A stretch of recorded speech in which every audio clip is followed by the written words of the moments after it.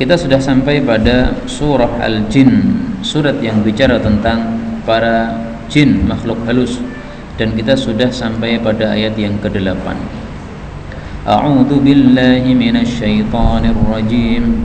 Wa anna lamasna as-samaa'a fawajadnaha muli'at harasan shadidan wa shuhuban wa anna kunna naq'udu minha maq'ida lis-sam' فمن يستمع الآن يجد له شهابا رصدا وأنا لا ندري أشر أريد بمن في الأرض أم أراد بهم ربهم رشدا وأنا منا الصالحون ومنا دون ذلك كنا طرائق قددا وأنا ظننا أن لن نعجز الله في الأرض ولن نعجزه هربا وأنا لما سمعنا الهدى آمنا به فمن يؤمن بربه فلا يخاف بخسا ولا رهقا الحمد لله رب العالمين اللهم ارحمنا بالقرآن آمين.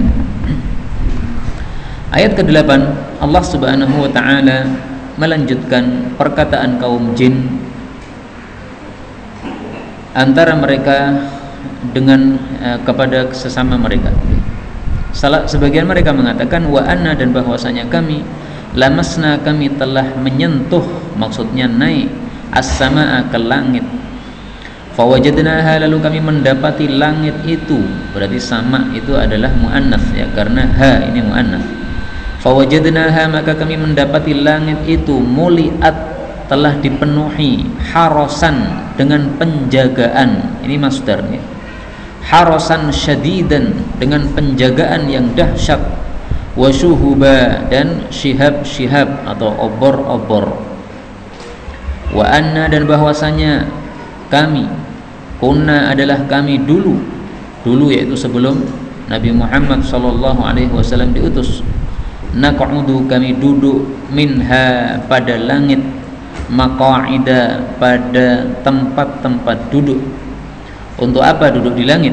Lis-sam', untuk mendengarkan, yaitu mendengarkan wahyu Allah Subhanahu wa taala atau perkara langit yang disampaikan oleh Allah kepada para malaikat. Faman, maka barang siapa yang yastami'il ana, mendengarkan, memperdengar-dengarkan pada hari ini atau sekarang ini. Sekarang ini maksudnya setelah Nabi diutus. Yajidlahu, dia akan mendapati untuk hal tersebut, atau yajidlahu, dia akan mendapati untuk dirinya syihaban, obor, rasadan, yang disiapkan. Wa anna, dan bahwasanya kami la nadri, kami tidak tahu kenapa terjadi seperti itu. Kami enggak tahu apa? Asyarrun, apakah ada keburukan, urida, yang diinginkan, biman fil ardi, terhadap orang-orang yang ada di bumi, yaitu manusia. Am, ataukah arada bihim, menghendaki terhadap mereka, rabbuhum, rabb mereka, rasyadan, akan petunjuk. Ayat-ayat ini menunjukkan bahwasanya dulu para jin mereka biasa mencuri-curi dengar dari wahyu Allah yang di langit, dan mereka tidak mendapatkan mara bahaya dari perbuatan tersebut. Tetapi kemudian di akhir-akhir mereka sudah tidak mampu lagi, karena kalau nekat mencuri dengar, mereka akan mendapatkan syihaban ya, obor akan mengejar mereka, sehingga mereka akan dibakar dengan obor api tadi.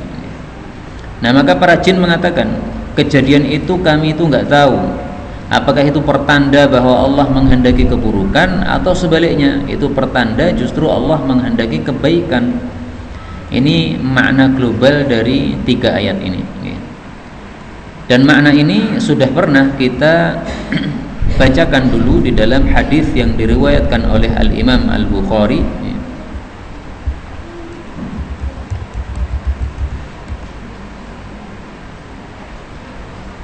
Qalu, para jin mengatakan, ma hala bainakum, apa yang menghalangi kalian, wa baina khabaris sama, dari kabar langit, wahyu yang ada di langit. Illa syai'un hadath, itu pasti ada sesuatu yang terjadi itu. Fadribu masyariqal ardi, maka pergilah kalian wahai para jin ke arah-arah timur, wa magharibaha, dan juga ke arah-arah barat, cari tahu di bumi ada apa.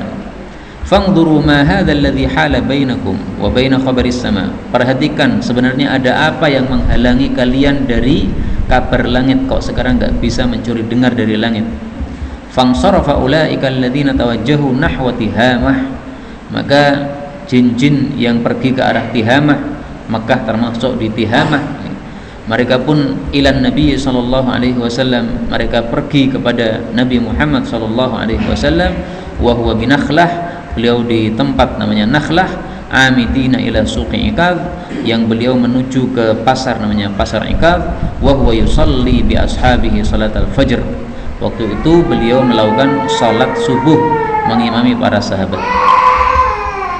Falamma sami'u, tatkala mereka mendengar Al-Qur'an, bacaan Qur'an dibacakan oleh Nabi, istama'u lahu, maka mereka pun memperdengarkan terhadap Al-Qur'an. Faqalu hadzal wallahi alladhi hala bainakum wa baina khabaris sama. Inilah yang menghalangi antara kalian dengan berita langit.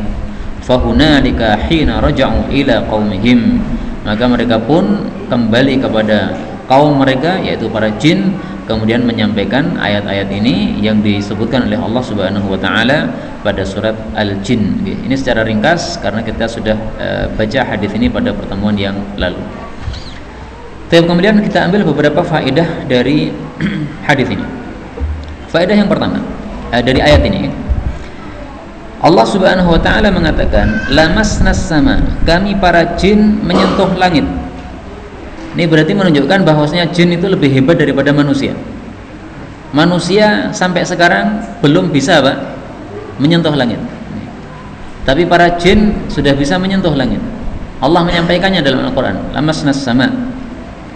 Maka para ulama mengatakan makhluk yang paling kuat itu adalah urutannya, pertama malaikat, yang kedua adalah para jin, yang ketiga adalah paling lemah yaitu manusia. Bahkan manusia ini kadang-kadang kalah dari hewan, sehingga boleh hewan ditaruh sebelumnya. Malaikat, jin, hewan, binatang maksud saya, kemudian manusia.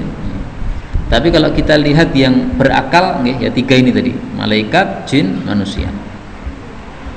Dalilnya dalam Al-Quran bahwasanya urutannya adalah seperti itu di dalam surat An-Naml ayat 39.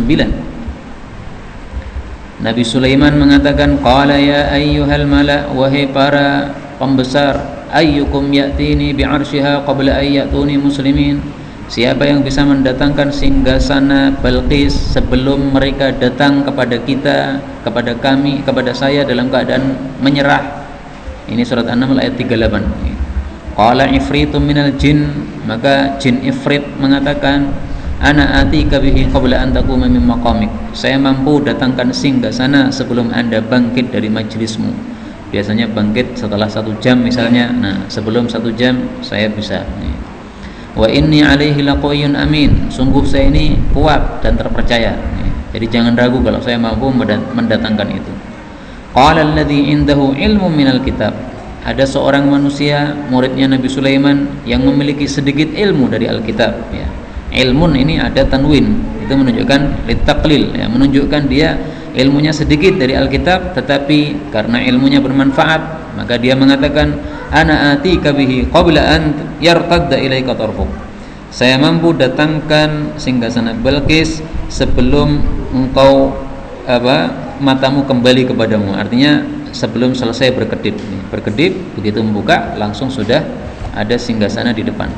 Falamma ra'ahu mustaqirran indahu, maka tatkala betul-betul Nabi Sulaiman sudah melihat singgasana itu di depan beliau, qala hadza min fadli rabbi, ini adalah karunia Allah, liyabluwani aashkuru am akfur, Allah ingin menguji saya supaya saya ini syukur atau kufur.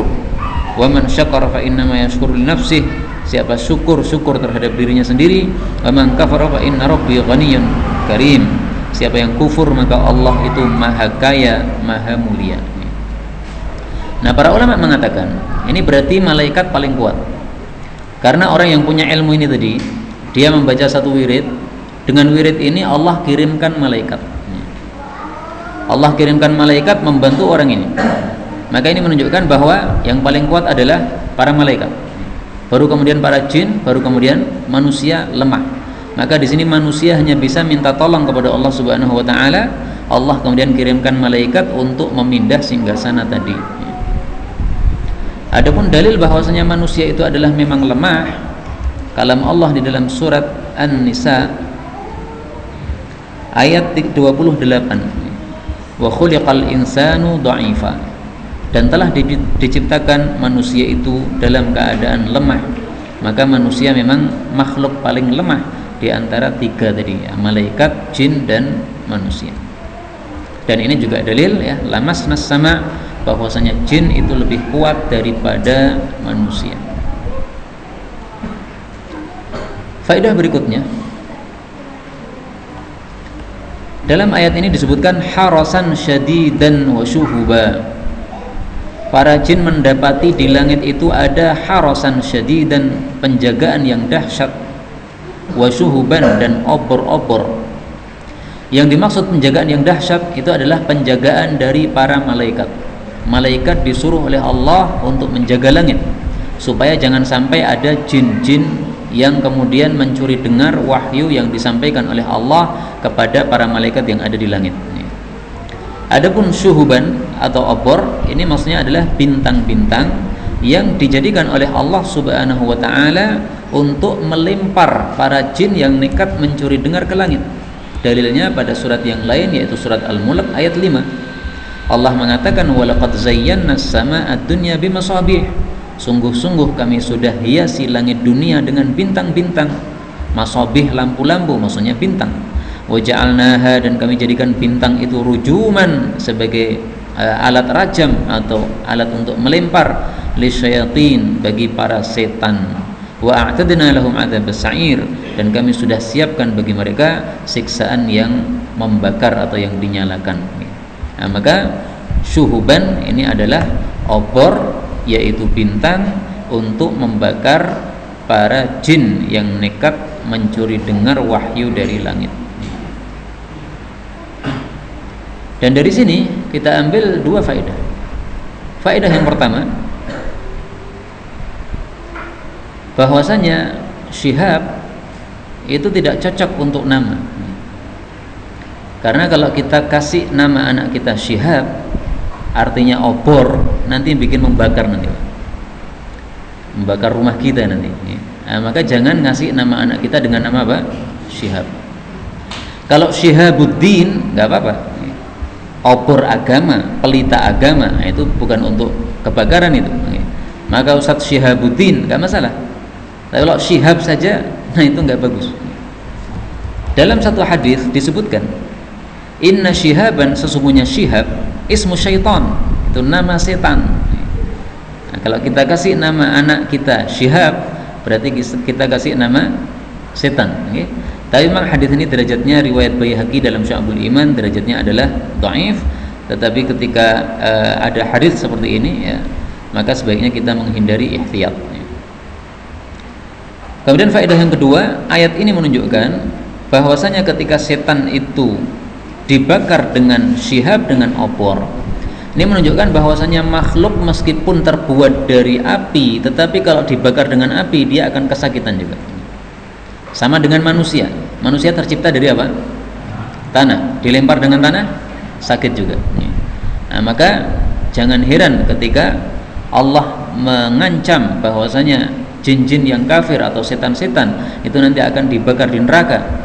Tidak usah muncul pertanyaan apakah mereka merasa kesakitan, masa api dibakar dengan api. Ini sama saja, manusia juga apabila dipukul dengan tanah juga akan sakit. Faedah berikutnya, dalam ayat ini disebutkan maqa'ida lis-sama'. Para jin dulu itu duduk-duduk di langit untuk mencuri dengar wahyu yang disampaikan oleh Allah Subhanahu wa ta'ala. Nah, tentang masalah ini disebutkan dalam hadis Nabi sallallahu alaihi wasallam bahwasanya Allah Subhanahu wa ta'ala kadang-kadang memberikan wahyu kepada seluruh para malaikat lewat perantaraan malaikat Jibril alaihi salatu wassalam. Contohnya ini hadisnya. Contoh ini berita langit, bagaimana Allah Subhanahu wa taala menyampaikan wahyu, kemudian wahyu ini diterima oleh seluruh penduduk langit, yaitu di antara para malaikat. Idza ahabballahu 'abdan, kalau Allah itu mencintai seorang hamba, nada Jibril, Allah akan seru malaikat Jibril. Seruannya begini: innallaha yuhibbu fulanan, sesungguhnya Allah mencintai fulan, ini seseorang namanya disebutkan. Fa ahibbah, maka cintailah wahai Jibril terhadap orang itu. Fa yuhibbuhu Jibril, maka Jibril pun juga mencintai orang tersebut. Fayunadi Jibril, lalu Jibril pun juga menyerukan fi ahli sama, pada penduduk langit. Innallaha yuhibbu fulanan fa ahibbuh, sesungguhnya Allah itu mencintai fulan, seseorang, maka cintailah dia. Fayuhibbuhu ahlus sama, maka penghuni langit pun mencintai dia, seluruh malaikat mencintai dia. Thumma yudha'u lahul qabulu fil ardi, kemudian diletakkanlah di dalam bumi penerimaan terhadap orang tadi, artinya dia dicintai oleh orang yang banyak. Hadis muttafaqun alaih dari Abu Hurairah radhiyallahu taala anhu.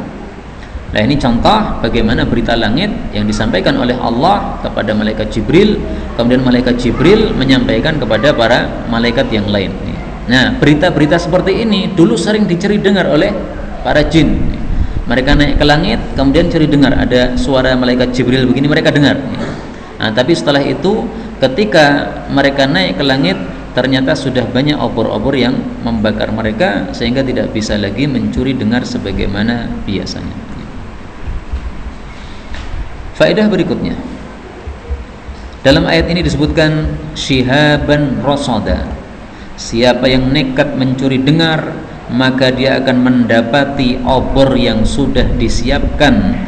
Maksudnya disiapkan untuk orang yang mencuri dengar tadi. Maksudnya apa? Tidak akan bisa lepas. Seperti senapan, udah disiapkan untuk seseorang, dia harus mati, tidak boleh pergi.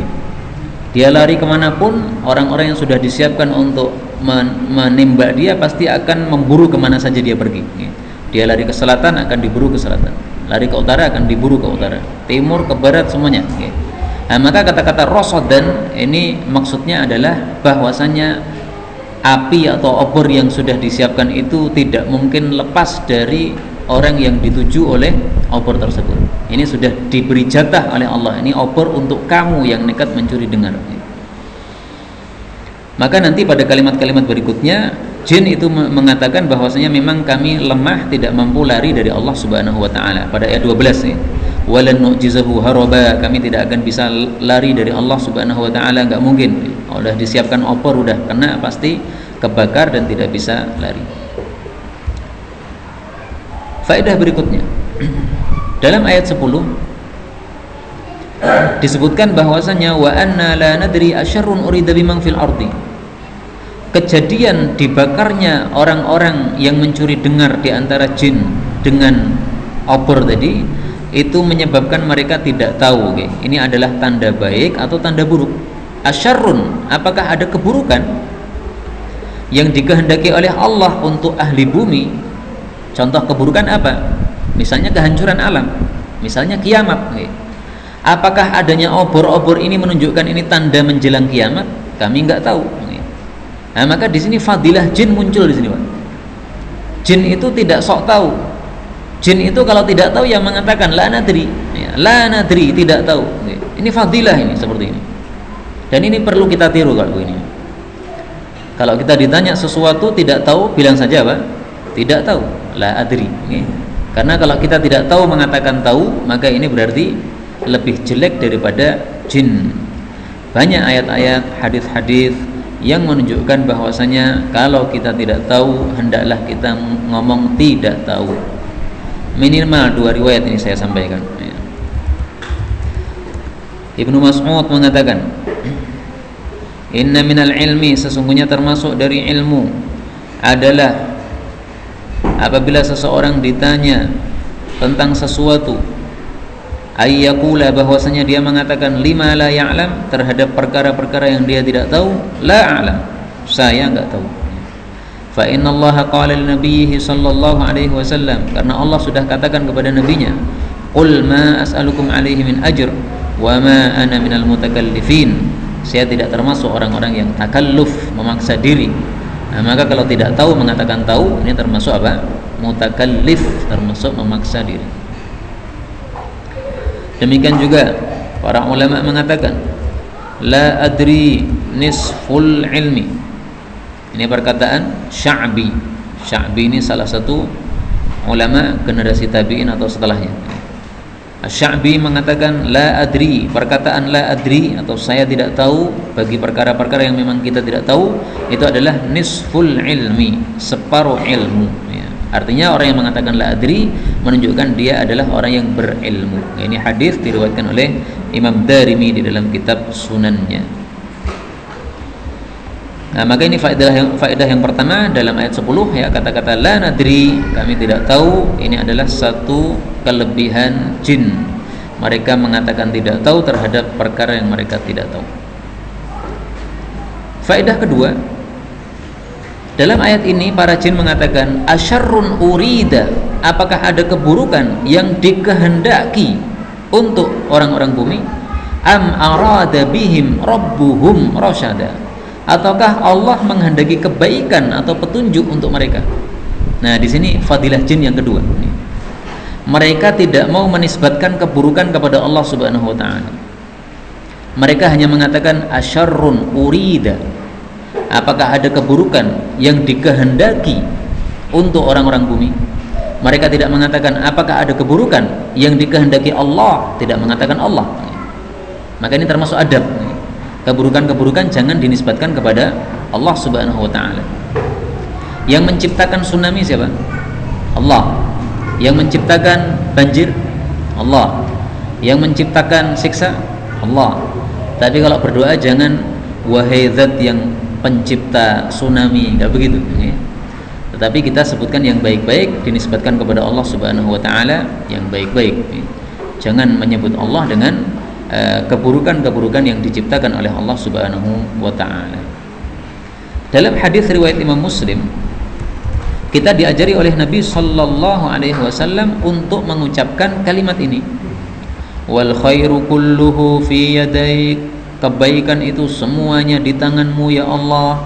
Wasyarru laisa ilaik, adapun keburukan itu tidaklah dinisbatkan kepadamu ya Allah. Wasyarru laisa ilaik, keburukan tidak dinisbatkan kepada Allah. Padahal Allah yang menciptakan apa? Keburukan. Yang menciptakan keburukan siapa? Allah. Dalilnya dalam ayat yang lain. Min syarri ma khalaqa. Surat Al-Falaq ayat 2. Aku berlindung kepada Allah dari keburukan apa yang telah Dia ciptakan. Nah, berarti keburukan yang menciptakan juga Allah Subhanahu wa taala. Akan tetapi keburukan jangan dinisbatkan kepada Allah sebagai bentuk adab kita kepada Allah Subhanahu wa taala. Baik, maka dari perkataan-perkataan jin ini ternyata kita dapatkan beberapa pelajaran, dan juga kita ketahui di sini bahwa manusia tidak selalu lebih utama daripada para jin. Kemudian ayat 11 Allah mengatakan wa anna, dan bahwasannya kami, minna di antara kami as-salihun, ada orang-orang yang saleh. Saleh itu artinya baik.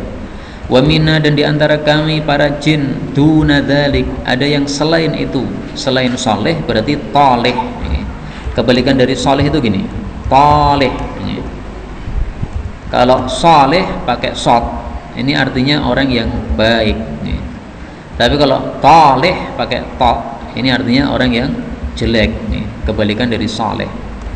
Nah, duna dzalik itu berarti yang taleh, yang jelek. Kunna, adalah kami para jin, tara'iqa, beberapa tariqah, beberapa jalan, qidadan, yang beraneka ragam. Ayat ini menunjukkan bahwasanya jin itu ada yang saleh, ada yang tidak saleh, ada yang muslim, ada yang kafir. Bahkan ada seorang ulama menceritakan kejadian yang dia alami. Dia ketemu dengan seorang jin, kemudian dia bertanya, wahai jin, apakah di antara kalian itu ada keburukan, ada kebaikan? Ada. Di antara kami ada ahlus sunnah, ada ahlul bid'ah. Di antara kami ada ahlul ahwa, di antara kami ada Syiah, di antara kami ada Khawarij, di antara kami ada Mu'tazilah. Kemudian ditanya lagi, dari ahli-ahli bid'ah yang ada itu, yang paling jelek siapa? Maka dia mengatakan yang paling jelek adalah kelompok Syiah. Jadi ternyata kelompok Syiah di kalangan jin itu juga paling jelek, sebagaimana kelompok Syiah di kalangan manusia. Yang paling menguasai dunia sekarang ini dari kalangan ahli bid'ah adalah kelompok Syiah, ya, kelompok sesat yang mereka menyebarkan kesesatan dan mengira mereka berada dalam kebaikan. Wallahu alam, ini kisah benar atau tidak bisa dijadikan dalil, akan tapi hanya sekedar istiqnas saja, ya, penguat saja bahwasanya memang betul-betul jin itu tara'iqah, beberapa tariqah, qidatan yang bermacam-macam, tidak satu jenis. Kemudian ayat 12, wa anna, dan bahwasanya kami, dhananna, kami menyangka, bahwasanya lan nu'jizallah, kami tidak akan bisa melemahkan Allah fil ardi, di bumi, walan nu'jizahu, dan kami tidak akan bisa melemahkan Allah haraban, dengan lari. Maksudnya mereka tidak akan mampu untuk menghindari siksa Allah Subhanahu wa ta'ala. Allah menghendaki menyiksa mereka, tidak akan bisa lari. Allah menghendaki azab untuk mereka, tidak akan mereka bisa menghindari. Itu yang dimaksud walan nu'jizahu haraba. Lari kemanapun Allah pasti bisa menguasai mereka. Jadi jin ini mempunyai satu fadilah. Dari ayat ini kita tahu bahwa mereka meyakini kekuasaan Allah. Nah kalau gitu, kalau kita manusia tidak meyakini kekuasaan Allah, itu kita kalah dengan jin, Pak. Jin saja yakin, kami lari kemanapun pasti ketemu sama Allah. Lari ke timur, ke barat, ke utara, ke selatan, mau lari dari sisa Allah, enggak mungkin. Mereka sudah yakin kekuasaan Allah meliputi segala sesuatu. Sebagaimana kata Allah Subhanahu wa ta'ala, qad ahata bikulli syai'in ilma. Allah itu sudah meliputi segala sesuatu dengan ilmunya. Wasi'a rabbi kulla syai'in ilma. Allah itu meliputi segala sesuatu dengan ilmunya. Surat At-Talaq ayat 12, wa anna Allah qad ahata bikulli syai'in ilma. Allah itu sudah meliputi segala sesuatu dengan ilmunya. Jadi lari kemanapun tidak akan bisa tersembunyi dari Allah Subhanahu wa ta'ala. Allah juga mengatakan la ya'zubu anhu mithqalu dzarrah ma ya'zubu anhu an rabbika min mithqali dzarrah. Tidaklah tersembunyi dari Allah seberat dzarrah fil ardi wala fis sama, baik di bumi maupun di langit. Surat Saba ayat 3 mirip. La ya'zubu anhu mithqalu dzarrah, tidaklah tersembunyi dari Allah seberat dzarrah fis samawati wala fil ardi, baik di langit-langit maupun di bumi. Kalau tadi fil ardi wala fis sama, fil ardi dulu, di bumi dulu, baru wala fis sama. Tapi kalau ayat surat Saba dibalik, fis samawati wala fil ardh. Ini ayat-ayat menunjukkan bahwa Allah meliputi segala sesuatu dengan ilmunya, sehingga tidak ada siapapun bisa lari dari Allah Subhanahu wa ta'ala. Ayat 13, wa anna, dan bahwasanya kami lamma tatkala sami'na, kami mendengar al-huda, petunjuk, yaitu Al-Quran tadi, amanna bihi, kami langsung beriman terhadap Al-Quran. Faman, maka barang siapa yang yu'min bi rabbih, beriman kepada Rabbnya, fala yakhafu, maka tidak akan takut, bakhsan, akan dikurangi, wala rahaqan, dan tidak pula dizalimi. Ayat ini menunjukkan bahwasanya siapa yang mengikuti Al-Quran, beriman kepada Al-Quran, maka semua pahalanya akan diberikan kepada dia, tidak akan dia disuruh menanggung dosanya orang lain. Itulah makna bakhsan wala rahaqa. Dalam ayat ini ada beberapa faedah. Faedah yang pertama, Al-Huda ini adalah nama lain dari Al-Quran. Karena pada awal surat kita ketahui bahwasanya jin mendengarkan Al-Quran. Kemudian sekarang mereka mengatakan sami'nal huda, berarti yang dimaksud Al-Huda adalah apa? Al-Quran. Banyak ayat yang menunjukkan bahwasanya Al-Quran namanya adalah huda. Dzalikal kitabu la raiba fihi huda lil muttaqin. Dan banyak lagi ayat-ayat yang lainnya. Nah, maka huda pada ayat ini juga adalah Al-Quran. Kemudian faedah kedua, amanna bihi, kami beriman kepada Al-Quran. Ini fadilah para jin. Dan inilah letak perbedaan antara surat jin dengan surat Nuh. Dalam surat Nuh disampaikan bahwasanya kaumnya Nabi Nuh ini mendengar dakwah bertahun-tahun dengan berbagai macam cara dakwah Nabi Nuh, tidak pernah digubris oleh mereka.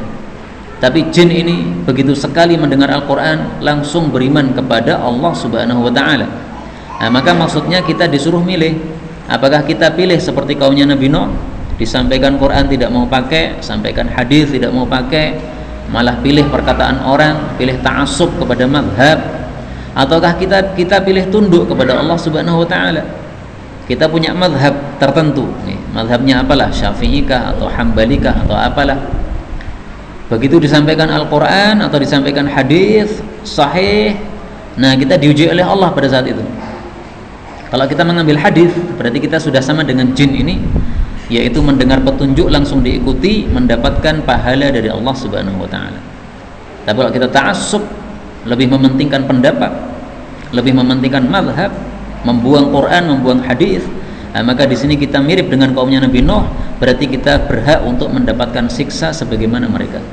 Ini pelajaran yang paling penting saya kira dari ayat-ayat surat jin dengan surat Nuh nih. Yaitu Allah menyuruh kita pilih mengikuti atau kita pilih menolak petunjuk yang datang dari Allah Subhanahu wa ta'ala. Bapak Ibu rahimani wa rahimakumullah, saya ingin sampaikan bahwasanya semua manusia ini bisa salah. Seorang ustadz sangat-sangat bisa salah. Karena itu kalau ada penjelasan saya yang bertentangan dengan Quran atau dengan sunnah, ada ustadz lain yang menegur misalnya, jangan mengikuti itu perkataan Abu Zaidan, salah itu, karena menyelisih hadis Nabi, hadisnya begini. Maka tolong antum langsung ikuti hadis Nabi, jangan ikuti perkataan saya. Karena bisa jadi dalam satu masalah itu saya tidak tahu hadisnya, sehingga saya menyampaikan satu perkataan atau satu jawaban yang tidak sesuai hadis tersebut, bertentangan dengan hadis tersebut. Itu salah jelas. Nah, kalau salah jelas maka tinggalkan perkataan saya, buang sejauh-jauhnya. Itu bukan dalil. Ustadz bisa salah, wajar sekali.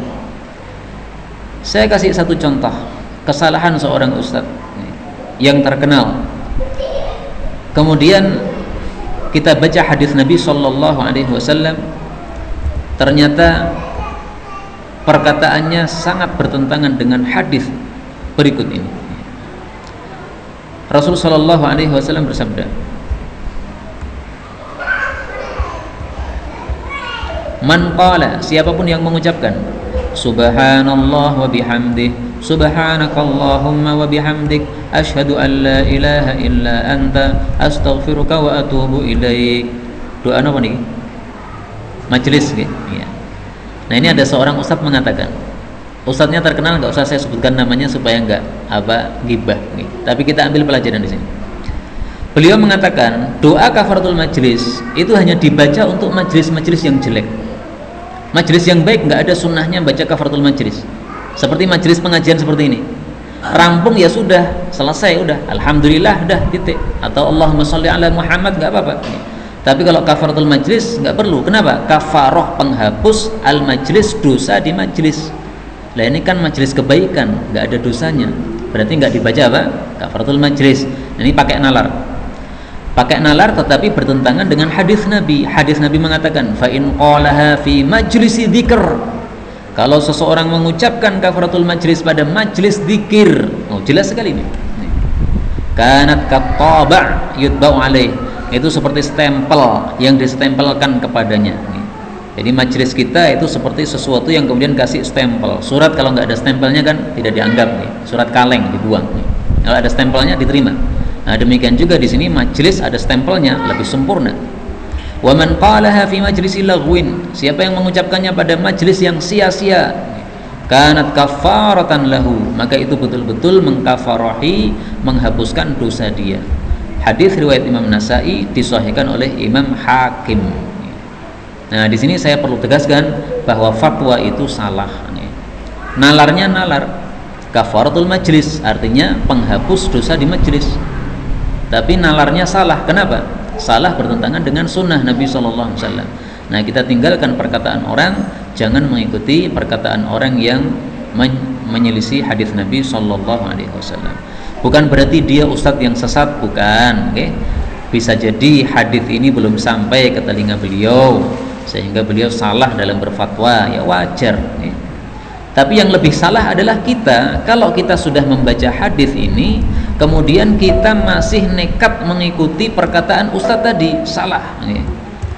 Nah, itu ustadznya kan sudah sepuh itu, ya, muridnya banyak, pesantrennya banyak. Bukan begitu cara mikirnya. Okay? Cara mikirnya adalah, mari kita lihat perkataan Ibnu Abbas radhiyallahu taala. Qala Ibnu Abbas berkata, liman kana yu'ariduhu fiha bi Abi Bakr wa Umar. Terhadap orang yang membantah perkataan Ibnu Abbas yang menyampaikan hadis dibantah dengan pendapat Abu Bakar Umar. Jadi Ibnu Abbas menyampaikan hadis, orang tidak terima, mengatakan, loh Abu Bakar Umar nggak begitu. Maka Ibnu Abbas marah, mengatakan, yushiku, nyaris-nyaris antang zila alaikum, bahwasanya turun kepada kalian hijaratun minas sama, batu-batu dari langit. Artinya siksa Allah turun. Aqulu qala Allah qala Rasulullah, aku mengatakan kepada kalian Rasulullah sallallahu alaihi wasallam bersabda, wa taquluna qala Abu Bakar wa Umar, kalian malah mengatakan Abu Bakar Umar berpendapat seperti ini. Nah, ini tidak sepantasnya. Ini bisa dibaca dalam kitab Zadul Ma'ad karya Al-Imam Ibnul Qayyim rahimahullahu ta'ala. Nah, maka kembali ke sini, ya, kalau jin itu sami'nal huda, mendengar petunjuk langsung amanna bihi, langsung iman, langsung mengikuti, maka adalah kita manusia jangan kalah dengan para jin. Begitu dalil disampaikan, kita harus langsung tunduk. Faman yu'min bi rabbih, siapa yang iman kepada Allah, fala yakhafu bakhsan, dia tidak akan takut dikurangi pahalanya, pasti pahalanya diberikan. Wala rahaqan, tidak akan takut dizalimi. Dizalimi maksudnya diberi dosanya orang lain ditimpukkan kepada kita. Maka ayat ini mirip dengan ayat yang lain. Ada yang tahu ayatnya apa? Pada surat Thaha ayat 112. Wa may ya'mal minas salihati wa huwa mu'min, siapa yang beramal saleh dan dia beriman, fala yakhafu zulman, dia tidak takut akan dizalimi, yaitu apa? Diberi dosanya orang lain, wala hatma, dan tidak akan dikurangi, yaitu dikurangi pahalanya. Nah, kalau tadi dibalik, bahsan dikurangi, rahaqan dizalimi. Kalau di sini zulman dizalimi, hatman dikurangi, tapi maknanya sama, hanya dibolak-balik kalimatnya saja. Kemudian ayat yang ke-14, para jin mengatakan, wa anna, dan bahwasanya kami, minna, di antara kami, al-muslimun, ada orang-orang muslim, wa minna, dan di antara kami, al-qasitun, ada orang-orang yang menyimpang. Faman aslama, barang siapa yang Islam, faulaika, maka mereka itu taharrau, mereka sudah menepati rasyadan, petunjuk. Ayat ini menunjukkan bahwasanya jin itu ada yang muslim, ada yang kafir, dan itulah yang dimaksud kata-kata qasid, ya. Qasid itu menyimpang atau jair, yaitu orang-orang yang kafir, karena itu kebalikan dari muslim, ya. Kebalikan dari muslim adalah kafir. Kata-kata qasid berbeda dengan kata-kata muqsid, meskipun hurufnya hampir sama, qa, qaf, alif, sin, ta. Sementara di sini mim, qaf, sin, ta. Perbedaannya hanya satu kan? Mim sama apa? Alif. Tapi ini maknanya bertolak belakang. Muqsid itu artinya adil, qasid itu artinya menyimpang atau tidak adil. Kebalikan dari adil adalah apa? Menyimpang. Nah, maka ini termasuk satu faedah bahasa. Kadang-kadang hanya berbeda sedikit huruf, malah terjemahnya bisa berubah total.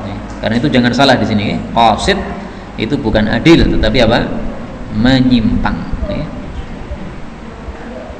Karena dalam Al-Quran sering kita dapatkan kata-kata apa? Qistun. Nah, qistun kita tahu artinya adalah keadilan. Kalau kita nanti teringat kata-kata itu malah salah nanti mengartikan qasitun. Ini supaya tidak lupa. Ayat 15, wa amma dan adapun al-qasitun, orang-orang yang menyimpang, fakanu maka adalah mereka li jahannama, untuk neraka jahannam, hataban, kayu bakar, menjadi kayu bakar. Ayat ini serupa dengan ayat yang lain ketika Allah Subhanahu wa taala mengatakan, innakum wa ma ta'buduna min dunillahi hasabu jahannam. Surat Al-Anbiya ayat 98. Sesungguhnya kalian dan apapun yang kalian sembah dari selain Allah, hasabu jahannam, akan menjadi kayu bakar neraka jahannam. Nah, kalau pada ayat ini hasab pakai sod. Sementara kalau ayat tadi apa? Hatab pakai ta. Nah, di sini ilmu bahasa lagi.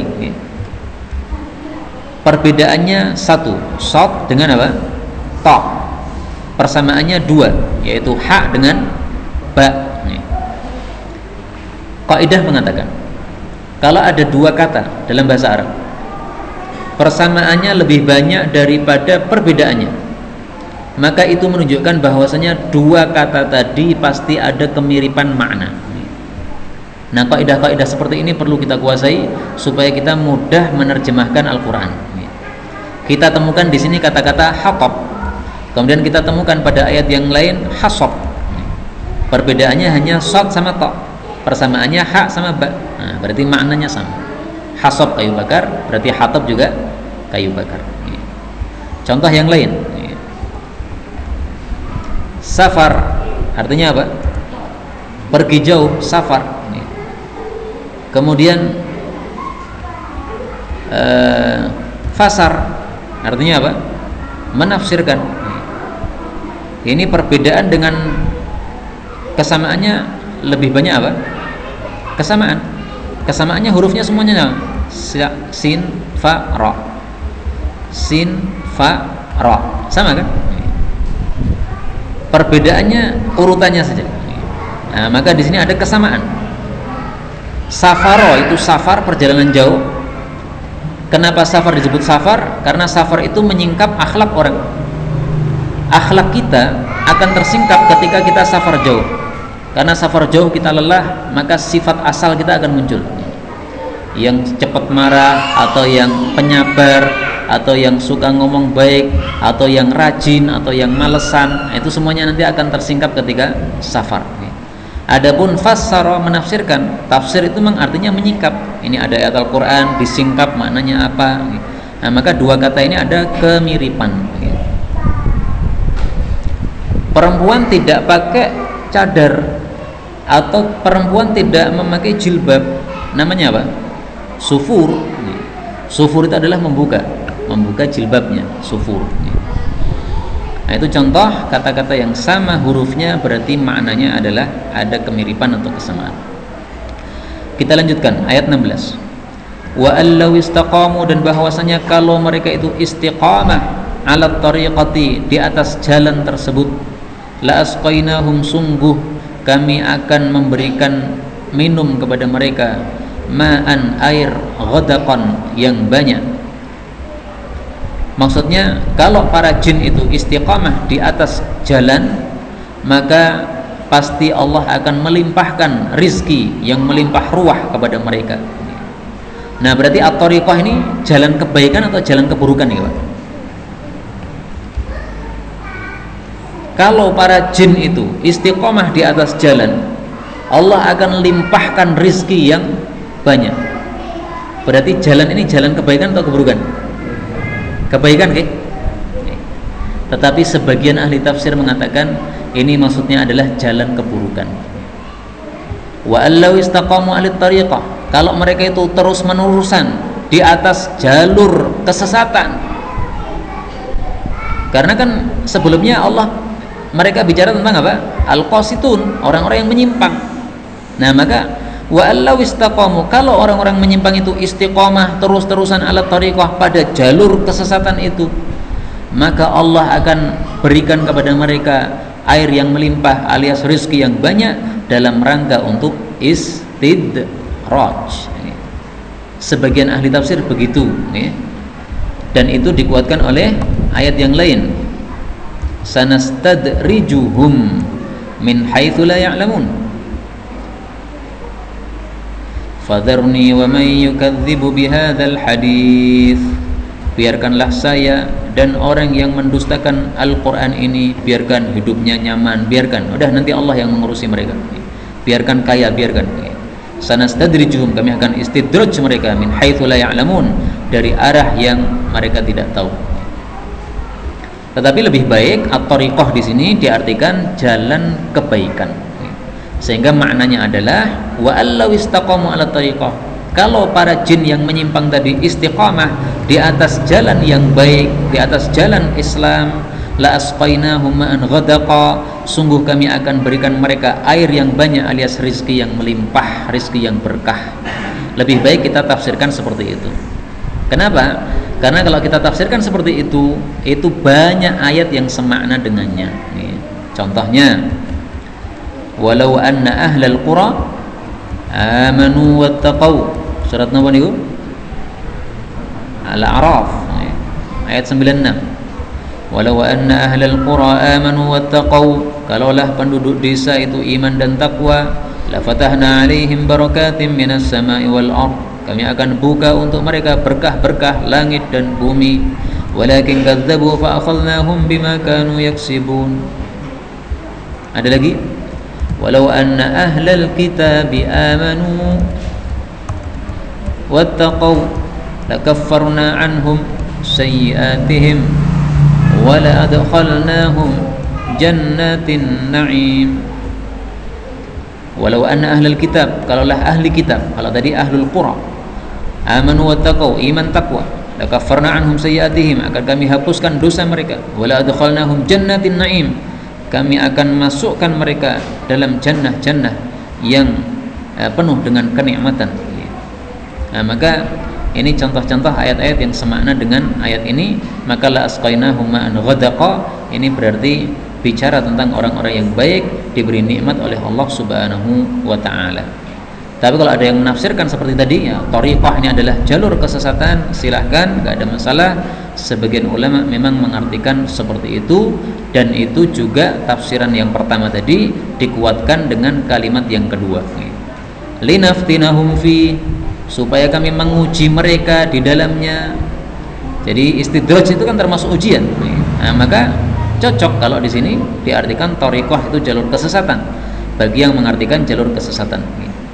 Tapi kalau linaftinahum fi ini untuk tafsir yang kedua, berarti maksudnya memang Allah itu kalau memberi nikmat, itu nikmat berupa ujian, apakah disyukuri ataukah tidak disyukuri. Wa may yu'rid an dzikri rabbih, dan barang siapa yang berpaling dari peringatan Allah, yaslukhu adzaban sa'ada, Allah akan memasukkan dia dalam siksaan yang sangat berat. Sa'adan itu sebenarnya artinya dari kata-kata sa'ada, naik, tetapi maksudnya adalah berat, karena naik itu adalah sesuatu yang berat. Kita disuruh naik ke langit, berat, naik gunung, berat. Maka sesuatu yang berat boleh diungkapkan dengan kata-kata sa'ada. Bapak Ibu rahimani wa rahimakumullah, yang perlu diresapi dari ayat-ayat yang sudah kita baca tampaknya adalah ayat yang ke-16 ini. Wa allau istaqamu 'ala tariqah la asqainahum ma'an ghadaqa. Kalau kita ingin diberi rizki yang berkah oleh Allah, hendaklah kita istiqamah di dalam kebaikan. Karena itu PR-nya, mari kebaikan-kebaikan yang sudah bisa kita lakukan kita jaga, istiqamah, jangan ditinggalkan. Sudah bisa tahajud terus, jangan ditinggalkan. Sudah bisa baca Quran 1 juz 1 hari, jangan ditinggalkan. Sudah bisa sholat duha 4 rakaat, jangan ditinggalkan. Sudah bisa istighfar 100 kali setelah sholat duha, jangan ditinggalkan. Karena kalau siapa yang istiqamah di dalam jalan kebaikan, maka Allah akan limpahkan rizki kepada dia. Ayat ini tampaknya yang paling perlu untuk kita resapi, supaya kehidupan kita semakin lama semakin baik, dan kita pun diberkahi oleh Allah Subhanahu wa ta'ala. Wallahu ta'ala alam bisawab, walhamdulillahi